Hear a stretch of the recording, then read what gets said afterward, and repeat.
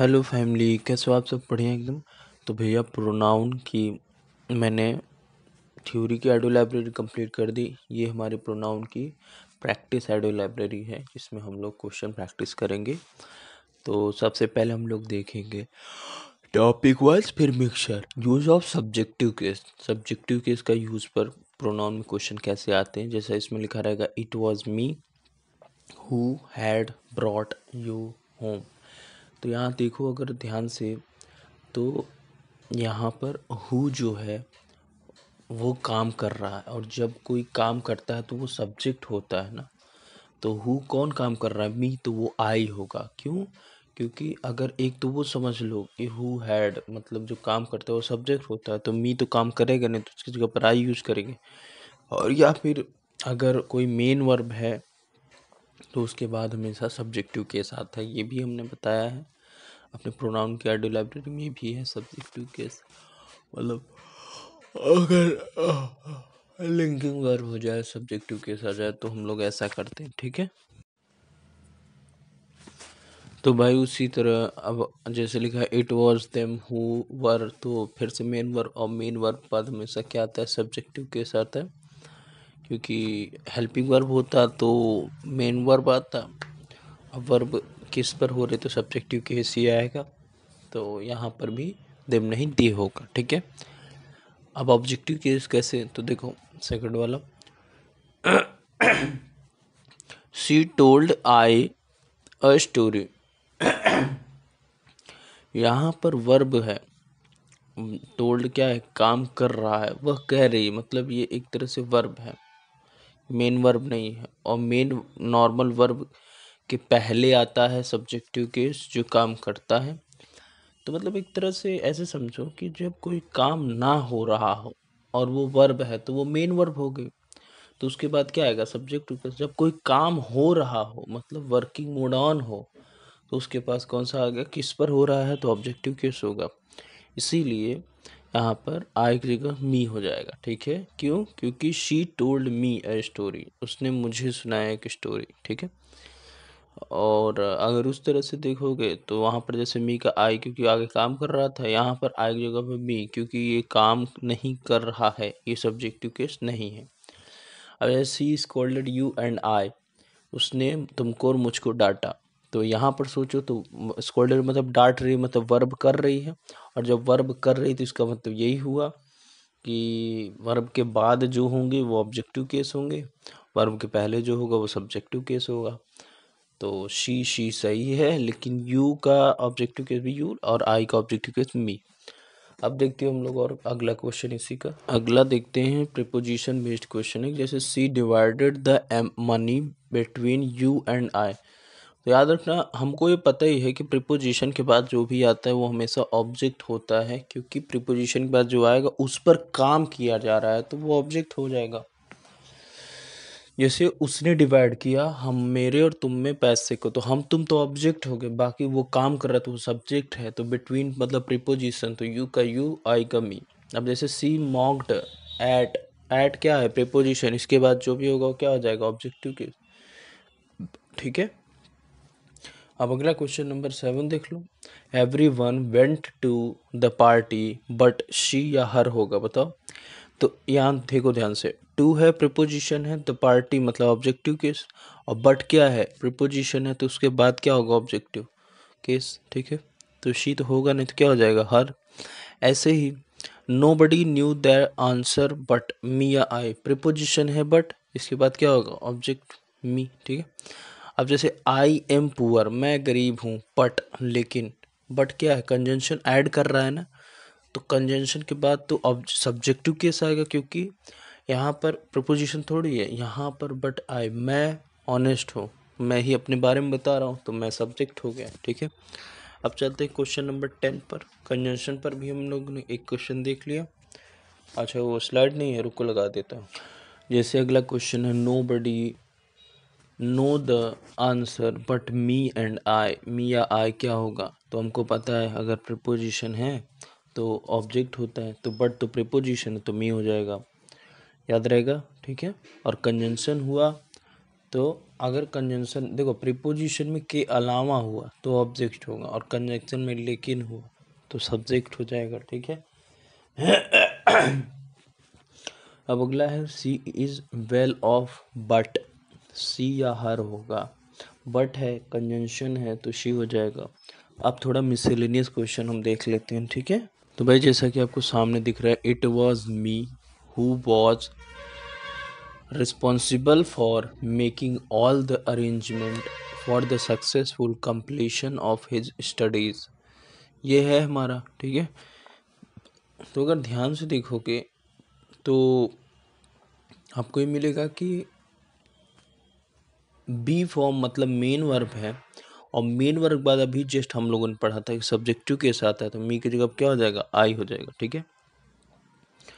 उसके बाद except for you and me, sorry you and I, तो यहीं देख लो प्रीपोजिशन है, प्रीपोजिशन के बाद ऑब्जेक्टिव के साथ है, तो यू और आई नहीं, यू एंड मी होगा।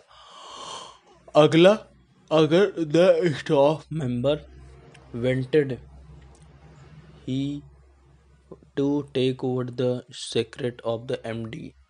अच्छा ये क्वेश्चन नहीं आ रहा है, रुको। तो स्टाफ मेंबर वेंटेड ही, तो आप देखो सब्जेक्टिव केस से वर्ब मेन वर्ब हो गया, वेंटेड सॉरी वर्ब है, यहाँ मेन वर्ब तो है नहीं, और जब कोई काम हो रहा है उसके बाद हमेशा ऑब्जेक्ट आता है, और जब कोई काम नहीं हो रहा हो तो क्या होता है, सब्जेक्टिव के साथ है, तो यहाँ पर ही नहीं हिम होगा, ठीक है।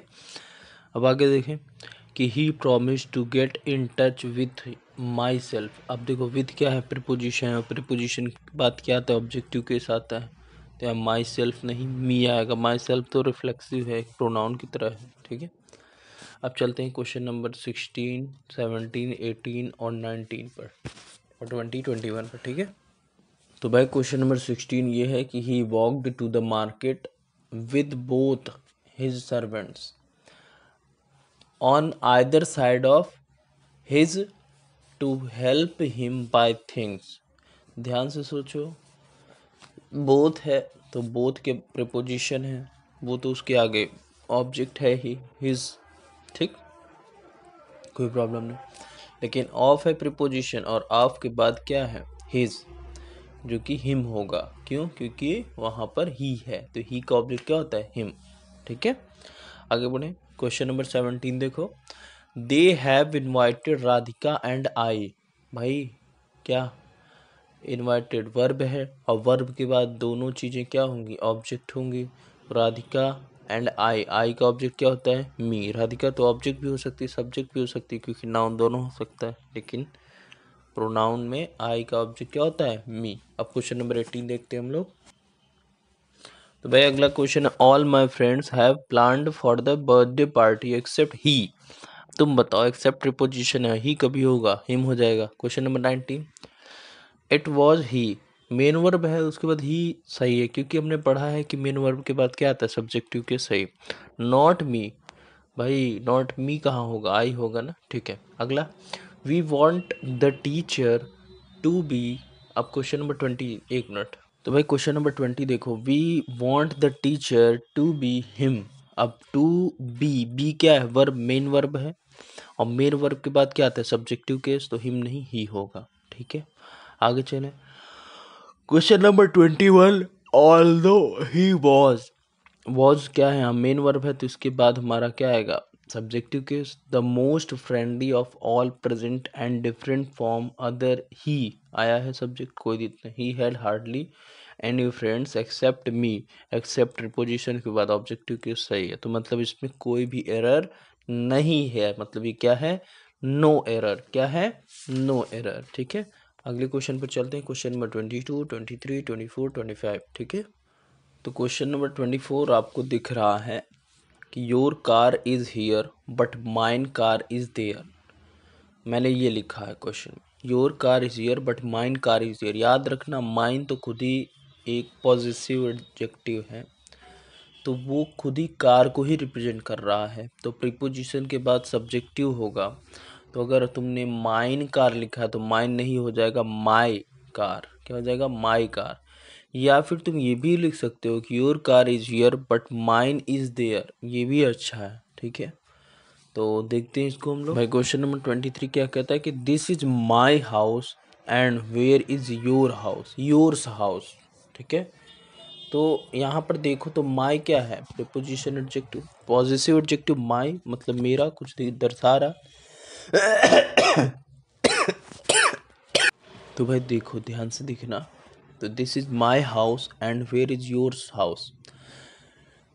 तो तुम आपने योर्स लगा दिया तो आपका ये योर और हाउस दोनों का काम कर रहा है, क्योंकि हमें पता है जो हमारा पॉजेसिव प्रोनाउन होता है वो पॉजेसिव एडजेक्टिव और नाउन दोनों को कैरी करता है। एडजेक्टिव तो पता है ना क्या होता है एडजेक्टिव, प्रोनाउन क्या होता है, नाउन की प्लेस एडजेक्टिव जो नाउन की विशेषता बता है। तो ये नाउन की भी विशेषता बता रहा है योर, कि नाउन के बारे में बता रहा है, और हाउस भी है। तो योर्स भी केवल लिख दोगे तो भी सफिशियंट है। तो इसका एक्चुअल आंसर होगा this is my house and where is yours. ठीक है, चलते हैं क्वेश्चन नंबर 24 और 25 पर। तो भाई ध्यान से देखो क्वेश्चन नंबर 24 क्या है कि hours is a great country, hours is a great country. अब यहाँ आपने कह दिया आवर्स, आवर्स में एक तो ये पॉजिटिव प्रोनाउन है, पॉजिटिव प्रोनाउन में एक तो एडजेक्टिव भी है और एक नाउन भी है, मतलब समझ में आया। तो यहाँ पर आवर क्या है एडजेक्टिव, और कंट्री भी आ गया यहाँ पर। ठीक है, तो इसमें कंफ्यूज मत होना। तो hours is a great country, यहाँ पर कोई भी एरर नहीं है। क्वेश्चन नंबर 25 पर देखो mine is a new car, तो माइन माई कार को ही दर्शा रहा, तो यहाँ पर भी कोई एरर नहीं है। ठीक है, अब चलते हैं हम लोग इसी के आगे, क्वेश्चन नंबर 26, 27, 28, 29 इतना कर लेते हैं आज। अब मैं कह रहा हूँ कि जैसे mine is new, question number 26 में माइन इज न्यू, भाई क्या न्यू है। आप अगर कहते mine is a new car तो मैं समझता my car is a new, या कोई भी आप सब्जेक्ट ऑब्जेक्ट कुछ तो देते, नाउन तो देते। जैसे mine is a new car मैंने कहा तो my car is a new car तो हम लोग मान लिए थे, इस तरह से नो एरर था। लेकिन यहाँ तो ये पूरा फुल एरर है ना, तो ये रॉन्ग हो गया स्टेटमेंट। अब क्वेश्चन नंबर 27 देखो, जैसे he is a beautiful flat, he is a beautiful flat, sorry his is a beautiful flat. His का मतलब इफ, याद सुनना, पॉजिटिव एडजेक्टिव में हिज नाउन होता, बट यहाँ नहीं है, हिज नाउन नहीं है। क्यों? क्योंकि पॉजिटिव प्रोनाउन में हिज एक तो पॉजिटिव एडजेक्टिव और नाउन दोनों को रिप्रेजेंट कर रहा है। तो यहाँ पर इसका मतलब his is a beautiful flat है, हो सकता है, नाउन तो नहीं है, लेकिन ये his is a beautiful flat हो सकता है। क्यों? क्योंकि ये पॉजिटिव प्रोनाउन की तरह काम कर रहा है। ठीक है, आगे बढ़े, चलो क्वेश्चन नंबर 28 को देखते हैं। तो क्वेश्चन नंबर 28 क्या कहता है कि contrary to earlier reports, I found him brighter than I during our meeting। तो देन है, कंपैरिजन हो रहा है, आपको पता है कि ऑब्जेक्टिव के साथ है तो आई के बजाय क्या हो जाएगा, मी, क्या हो जाएगा, मी। ठीक है, बाकी आई सब्जेक्टिव केस, वर्ब तो ऑब्जेक्टिव केस है, वहाँ कोई प्रॉब्लम नहीं है क्योंकि वर्ब हो रहा है तो ऑब्जेक्टिव केस ही होगा। लेकिन यहाँ देन है, कंपैरिजन हो रहा है, तो इसका मतलब आपको पता है प्रीपोजिशन के बाद क्या आता है, ऑब्जेक्ट होता है, तो आई नहीं मी होगा। ठीक है, अब क्वेश्चन नंबर 29 देखो, though she appears taller than, she is just an inch taller than मी।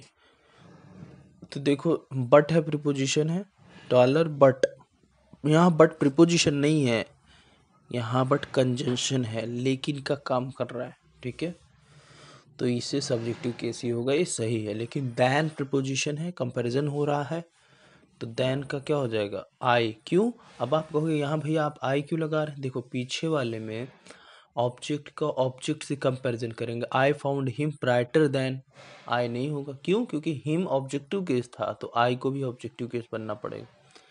यहाँ पर she is just an inch taller than me, तो शी मतलब सब्जेक्टिव केस, तो मी को भी सब्जेक्टिव केस बनना पड़ेगा क्योंकि कंपैरिजन सेम में होता है।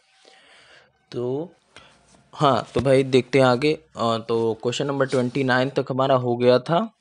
अब उसके बाद हम लोग देखेंगे क्वेश्चन नंबर 30, तो ध्यान से देखना। तो शुरू करते हैं। सबसे पहला है कि no other typist in the office is as slow as her. No the typist subjective case बन गया, इन प्रिपोजिशन है, प्रिपोजिशन के बाद ऑब्जेक्टिव केस दिस ऑफिस आ गया, इज हेल्पिंग वर्ब है, एज शो एज कंपैरिजन हो रहा है। तो यहाँ पर ध्यान से देखो तो ऑफिस का कंपैरिजन हो रहा है, तो ऑफिस क्या है, आपका एक तरह से सब्जेक्टिव केस, इन प्रिपोजिशन ऑब्जेक्टिव केस है, एज शो एज हर उसकी तरह दिखता है, तो यहाँ शी हो जाएगा, एज की प्रिपोजिशन है तो क्या हो जाएगा, शी। क्या हो जाएगा, शी। आगे बढ़े, चलो अगला question number 31। You are more beautiful than her. You are more beautiful than her. तुम ज़्यादा ब्यूटीफुल हो उसके कंपैरिजन में। किसके, उसके। तो यू का मतलब सब्जेक्ट, आर का मतलब वर्ब, मोर ब्यूटीफुल का मतलब एडजेक्टिव, देन का कंपैरिजन में है, और हर का शी हो जाए क्योंकि देन हमारा क्या है, हमारा देन एक कंजंक्शन है, ठीक है, ऐड कर रहा है। अब ध्यान से समझो तो मोर ब्यूटीफुल एडजेक्टिव है जो कि नाउन की विशेषता बता रहा है। अब आते हैं क्वेश्चन नंबर 32 पर। किस पर, 32, फिर 33, फिर 34, ऐसे देखते चलेंगे हम लोग। तो भाई क्वेश्चन नंबर 32 में क्या है कि she likes you as much as I. You objective case है, बिकॉज वी नो अगर वर्ब मेन वर्ब बन गई तो सॉरी, अगर वर्ब मेन वर्ब है तो उसके बाद सब्जेक्टिव केस आएगा, लेकिन यहाँ लाइक मतलब पसंद करना, यहाँ मतलब काम हो रहा है तो ये वर्ब है। और अगर वर्ब एक नॉर्मल वर्ब की तरह है तो उसके बाद हमेशा ऑब्जेक्टिव केस आता है। तो अगर यू ऑब्जेक्टिव केस है तो जिससे कंपैरिजन हो रहा है उसको भी ऑब्जेक्टिव बनना पड़ेगा, इसीलिए आई क्या हो जाएगा, मी। अब क्वेश्चन नंबर 33 को देखते हैं। I respect you more than he. फिर वही सेम बात, रिस्पेक्ट मतलब यहाँ वर्ब हो रहा है तो यू ऑब्जेक्टिव केस है, देन कंपैरिजन है तो ही का हिम हो जाएगा। आगे देखते हैं हम लोग क्वेश्चन नंबर 34 जो कि रिलेटेड है पर्सनल प्रोनाउन पर। किस पर, पर्सनल प्रोनाउन पर, ठीक है। तो भाई देखते हैं हम लोग पर्सनल प्रोनाउन पर बेस्ड क्वेश्चन। जो या जिस पर काम हो रहा है उनमें केवल अगर जनरल है तो 2 3 1, और अगर माफ़ी या कुछ और गिल्ट चीज़ है तो 1 2 3। जैसे I and you should go to the party, तो यहाँ पर हम लोग जानते नॉर्मल है तो हमने पढ़ा था 2 3 1, तो 2 पहले आएगा मतलब you and I go should go party, ठीक है। नॉर्मल है तो 2 3 1, और अगर मतलब ऐसे याद रख लो ना, अगर कोई अच्छी बात है तो सबसे पहले दूसरा वाला आदमी और तीसरा वाला आदमी और लास्ट में मैं, और अगर कोई गलती मैंने की तो पहला मैं बनूंगा, फिर दूसरा वाला, फिर तीसरा वाला, ठीक है। चलो आगे देखते हैं। तो भूल हो, दोष हो, गलती हो, माफ़ी हो, कन्फेजन करना हो तो 1 2 3। अब क्वेश्चन नंबर 35 देख लेते हैं इसी पर बेस्ड कि यू ही एंड आई। तो यहाँ देखो यू ही, यू क्या है दूसरा, ही क्या है तीसरा, आई क्या है पहला। अब रिस्पॉन्सिबल फॉर लॉस, अब यहाँ पर गलती की बात चल रही तो 1 2 3 हो जाएगा, आई यू एंड ही, ठीक है। क्वेश्चन नंबर 36 को देख लेते हैं क्या है। तो भाई क्वेश्चन नंबर 36 क्या है कि me and you will go to the party. Me मतलब I, and you will go to the party मतलब, यहाँ पर एक्चुअल में ऐसा तो कभी होगा नहीं कि ऑब्जेक्ट और सब्जेक्ट एक साथ हो। मी को तो पहली बात तो आई बनना पड़ेगा, और पार्टी जा रहे हैं नॉर्मल है तो 1 2 3 हो सकता है, तो ये सॉरी नॉर्मल है तो 2 3 1 होगा, और कोई गलती है तो 1 2 3 होगा, तो पहले यू एंड आई हो जाएगा, ठीक है। Question number 37। She disturbed money between me and you. Sorry यार, she distributed the money between me and you. अब देखो यहाँ बिटवीन है तो मतलब दोनों ऑब्जेक्टिव केस होंगे, कंफ्यूज मत होना यहाँ पर, ठीक है। तो मी तो सही है और यू भी सही है, तो अब इनको सेट कर दो। सेट क्या करना है, हमने पढ़ा था अगर नॉर्मल है तो 2 3 1, तो 2 कौन है, यू, और उसके बाद 3 तो है नहीं, 1 2 1 मतलब यू एंड मी हो जाएगा। तो आंसर फाइनली हो जाएगा she distribute money between you and me. अब क्वेश्चन नंबर 38 भी देख लेते हैं हम लोग। तो भाई क्वेश्चन नंबर 38 क्या कहता है कि neither of 5 criminals has been arrested. तो ध्यान समझना, हमने ये पढ़ा है कि दो की चीज के लिए, दो के लिए हम नाइदर का यूज करते हैं। भैया यहाँ तो 5 है, तो 5 के लिए नन का यूज करेंगे, तो ये गलत है। सही होगा none of 5 criminals has been arrested. ठीक है, अब हम लोग क्वेश्चन नंबर 39 पर शिफ्ट करते हैं, फिर 40, फिर 41, फिर 42, 43, 44, ऐसे हम 48 और फाइनली हमारा पूरा क्वेश्चन रहेगा आपका क्वेश्चन नंबर 87। ये नॉर्मल रहेगा। फिर कॉमन ऑफ मिरर का जो क्वेश्चन है वो आपका रहेगा क्वेश्चन नंबर 50। तो हम लोग शुरू करते हैं अपना क्वेश्चन नंबर 39 से। किस पर? क्वेश्चन नंबर 39 से। तो क्वेश्चन नंबर 39 को आप पीपीटी लगाते हो, 1 मिनट रुको। तो भाई देखो क्वेश्चन नंबर 39 क्या कहता है कि each of the 10 students came later, each of the 10 students came later. अब यार एक बात बताओ, ये इसमें कोई गलती थोड़ी है। सेकंड फॉर्म है ना, ईच है, और याद है ना दो से ज़्यादा के लिए ईच, और दो के लिए वन ऑफ देम। ठीक है, तो अगर यहीं पर होता each of the 10 students are coming, तब गलत हो जाएगा, क्योंकि ईच मतलब प्रत्येक है, एक एक आएगा तो ईज हो जाएगा। ठीक है, चलो अगला चलते हैं कि there are 2 pencil either is black. Either मतलब एक की बात करी जा रही है, इसीलिए ईज होगा। लेकिन अगर यही आइदर आर ब्लैक होता तो यहाँ पर आइदर आर गलत हो जाता, ईज हो जाता। अब जैसे क्वेश्चन नंबर 41 देख लो कि there are 3 pencil either is black. तो 3 है ना, वहाँ 2 थी, तो 2 के लिए तो हम लोग आइदर लगा सकते हैं, लेकिन 3 हो गया तो आइदर नहीं लगेगा, वहाँ लग जाएगा एनी वन। क्या लग जाएगा भैया? Any one. क्वेश्चन नंबर 42 अब देखते हैं कि आइदर ऑफ 3 या सिस्टर, फिर आइदर आ गया, और अब पता है आइदर किसके लिए लगता है? 2 के लिए, तो यहाँ एनी ऑफ एनी वन क्या हो जाएगा? Any one. ठीक है, तो आप देख भी लो कि आइदर ऑफ की जगह क्या लग जाएगा? Any one. मिससेलेनियस का क्वेश्चन नंबर 1 अब देखते हैं हम लोग कि it is very easy to do, so I believe that any of the 2 men. अब 2 है तो एनी नहीं होगा, आइदर होगा। अब क्वेश्चन नंबर 44 पर चलते हैं। तो भाई क्वेश्चन नंबर 44 क्या कहता है, ध्यान से सुनना, कि none of 2 boys was present at the school nothing. ठीक है, मतलब ये है कि कोई भी लड़का वहाँ प्रेजेंट। अब 2 में नन नहीं होता, ये तो आपको पता ही है। 2 में क्या होता है? नाइदर होता है। इसको तो बताने की जरूरत, क्योंकि ये बात तो हमको बचपन से ही पता है। ठीक है, चलो देखते हैं और फिर हम लोग, तो अगर कोई प्रॉब्लम होगी तो पूछ लेना। ठीक है, अब अगला हमारा आएगा क्वेश्चन नंबर 45। तो देखते हैं 45 को भी। तो भाई क्वेश्चन नंबर 45 क्या कहता है? क्वेश्चन देखो, neither of 3 sisters is married. अब 3 है तो नाइदर नहीं, नन होगा।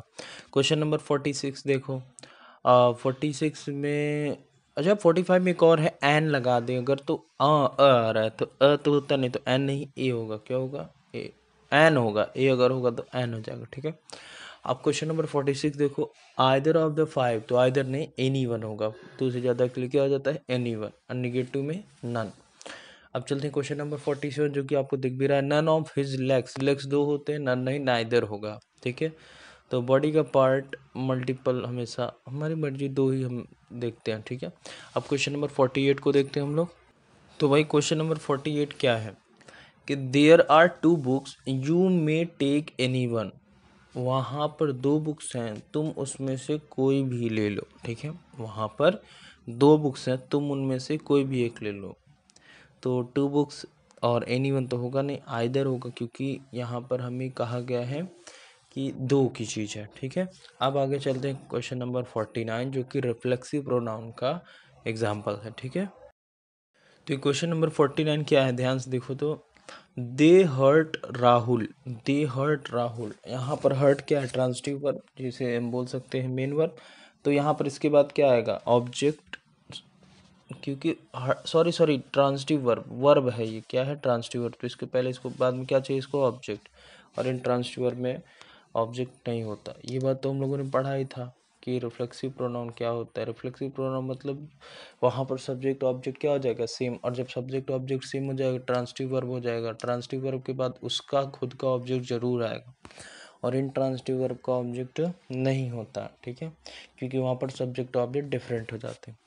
जैसे दे हर्ट किसको, देमसेल्फ, तो दे का देमसेल्फ हो जाएगा, ये रिफ्लेक्सिव प्रोनाउन है। ठीक है, अब क्वेश्चन नंबर 50 मतलब इसी पर बेस्ड हम लोग देखेंगे, रिफ्लेक्सिव प्रोनाउन पर बेस्ड कुछ क्वेश्चन। ठीक है, तो देखो क्वेश्चन नंबर 50 क्या है। Question number 50, I enjoyed the party last night, मैं इंजॉय किया अपनी पार्टी को कब, लास्ट नाइट मतलब अंतिम रात को। ठीक है, तो यहाँ पर इंजॉयड क्या है, मेन ट्रांसिटिव वर्ब, यहाँ मेन वर्ब भी है, तो इसको क्या चाहिए, खुद का ऑब्जेक्ट। और अगर वो मेन वर्ब हो जाता जहाँ पर मतलब एक तरह से ट्रांसिटिव वर्ब मतलब वर्ब का ट्रांसफर हो रहा है, और इनट्रांसिटिव मतलब वर्ब का ट्रांसफर नहीं हो रहा है, तो वहाँ ऑब्जेक्ट की जरूरत ही नहीं है। मतलब उस वर्ब का खुद का ऑब्जेक्ट होगा तो ट्रांसिटिव वर्ब, और खुद का ऑब्जेक्ट नहीं होगा तो इनट्रांसिटिव वर्ब। ठीक है, तो यहाँ पर जैसे और हाँ वो काम कर रहा होगा मतलब वर्ब होगा।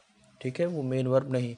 तो आई इंजॉयड, ये इंजॉय किया है मतलब यहाँ तो वर्ब हो रहा था पार्टी में लास्ट में। ठीक है, तो ये द पार्टी क्या होगी उसकी ऑब्जेक्ट। ठीक है, आगे देखो, I enjoyed in the party last night, in तो प्रीपोजिशन, तो अब ऑब्जेक्ट क्या होगा, प्रीपोजिशन का ऑब्जेक्ट द पार्टी, लेकिन ट्रांसिटिव वर्ब का भी तो लास्ट नाइट। ठीक है, तो यहाँ पर ट्रांसिटिव वर्ब का तो कोई ऑब्जेक्ट मिला ही नहीं, लास्ट नाइट तो एक मतलब एक तरह से ये ऑब्जेक्ट तो है ही नहीं, लास्ट नाइट क्या ऑब्जेक्ट है। ठीक है, मतलब ऑब्जेक्ट वो होता है जिस पर काम हो रहा है, लास्ट नाइट पर काम थोड़ी हो रहा है। तो आई इंजॉयड इन द पार्टी, तो द पार्टी तो होता लेकिन इन ना होता, तो इंजॉयड के लिए खुद का उसका एक ऑब्जेक्ट होना जरूरी नेसेसरी है, तो इसके लिए माई सेल्फ लिख देंगे। तो एक्चुअली में फाइनली क्या सही होगा कि I enjoyed myself in the party last night. ठीक है, जैसे ही इंट्रोड्यूस द टॉपिक, तो यहाँ पर ऑब्जेक्ट ये है, लेकिन अगर इसी के आगे वाला अगर एग्जाम्पल देखो तो भाई कैसे करेंगे, तो हम देखो कैसे करेंगे कि he introduce the topic to the DM, तो वर्ब है, वर्ब के बाद जो आएगा वो ऑब्जेक्ट आएगा, वही क्या है, नाउन है, ये तो सही, लेकिन ही इंट्रोड्यूस टू द डीएम हो जाए तो यहाँ पर टू का वो ऑब्जेक्ट हो गया। अब इंट्रोड्यूस का तो कोई ऑब्जेक्ट ही नहीं रह गया, अगर ऑब्जेक्ट नहीं तो ट्रांसिटिव वर्ब कहाँ से होगी, तो इसके इसको खुद का ऑब्जेक्ट रिफ्लेक्सिव प्रोनाउन देगा, तो ही इंट्रोड्यूस हिमसेल्फ हो जाएगा। ठीक है, अगला जैसे क्वेश्चन है कि the minister qualified very easily from court last month, तो क्वालिफाइड तो एक्विटेड क्वालिफाइड नहीं एक्विटेड, तो एक्विटेड तो ट्रांसफर वर्ब, आपको कैसे पता चला, देखो पढ़ो, मिनिस्टर ने अपने आप को किया, क्या किया मतलब कुछ न कुछ तो किया ना, तो इसीलिए यहाँ पर क्योंकि वेरी आ गया adverb easily from court, court से अपने आप को हटा लिया, फ्रॉम तो प्रीपोजिशन तो कोर्ट उसका ऑब्जेक्ट हो जाएगा, इसीलिए ट्रांसिटिव वर्ब क्या हो जाएगा, इसका कोई ऑब्जेक्ट नहीं मिलेगा, तो इसको ऑब्जेक्ट चाहिए, तो ट्रांसिटिव वर्ब का ऑब्जेक्ट, क्योंकि मिनिस्टर एक मेल है और सिंगुलर है तो हिमसेल्फ। ठीक है, अब अगला क्वेश्चन देखते हैं, क्वेश्चन नंबर 54 और 55। तो भाई एक बात थोड़ा जान लो कि अगर कभी क्वेश्चन में जेंडर ना समझ में आए कि मिनिस्टर फीमेल भी तो हो सकती मेल भी हो सकती है, तो हम वहाँ पर हमेशा मेल मान के ही उसके रिफ्लेक्सिव प्रोनाउन या उसको इंडिकेट करेंगे। ठीक है, तो जैसा कि क्वेश्चन नंबर 54 क्या कहता है कि valid they valid of the discount, हाँ दे अवेल्ड ऑफ द डिस्काउंट, तो अवेल्ड क्या, क्योंकि ऑफ आ गया, द डिस्काउंट तो प्रीपोजिशन का ऑब्जेक्ट हो गया, तो इसका कोई ऑब्जेक्ट ही नहीं, तो दे का देमसेल्फ हो जाएगा, क्या हो जाएगा, देमसेल्फ। उसके बाद हमारा है क्वेश्चन नंबर 55 कि she absent from the college last week, तो फ्रॉम प्रीपोजिशन का ऑब्जेक्ट द कॉलेज हो गया, अब्सेंट हर सेल्फ क्या हो जाएगा, हर सेल्फ। अब चलते हैं हम लोग क्वेश्चन नंबर 56, 7 इन सब पर, तो यहाँ तक आज रखते हैं, उसके बाद मिलते हैं नेक्स्ट आर्टिकल लाइब्रेरी में, तब तक जय श्री राम जय सिया राम, बाय। ठीक है।